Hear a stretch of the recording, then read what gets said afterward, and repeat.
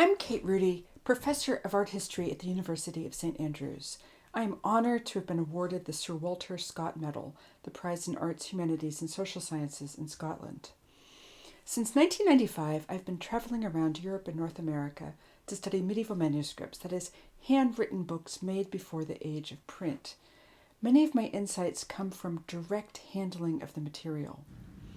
I do much of my work now in the National Library of Scotland, which has an excellent collection of medieval manuscripts, including the Psalter of Eleanor de Boon, made in England at the end of the 14th century and teeming with hundreds of tiny paintings. Handling manuscripts allows me to make hundreds of small observations, which over time can add up to help tell paradigm-changing narratives. What fascinates me is how early readers held their manuscripts and what they did with them, as in this small book of hours where an early owner wrote his name in mirror script on a blank page.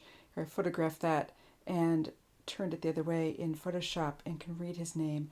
So he is Thomas Fortescue, who's a probable owner of this book in the past. Or in this French book of hours, the reader has venerated this image of Charlemagne, who's standing on a pile of European flags of all of his conquered places, and the owner has kissed the knee of Charlemagne on which he knelt when he was coronated emperor. In this same manuscript, the owner has kissed the hem of Saint Kathryn, showing special veneration to that particular saint. So lately I've been developing new ways of photographing manuscripts, largely with backlighting, which helps to show some of the processes of production, as with this little prayer book.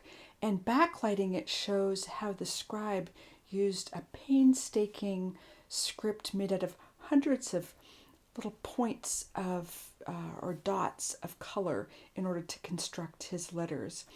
In the middle of the page and at the top of the page used negative script, which is very difficult and painstaking to make.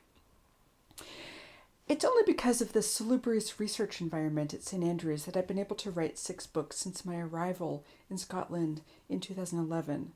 My recent book, called Image, Knife, and Glue Pot, is about manuscript makers who don't bother to learn how to paint miniatures in their books, but instead they clipped prints and pasted them into their books as a labor-saving device.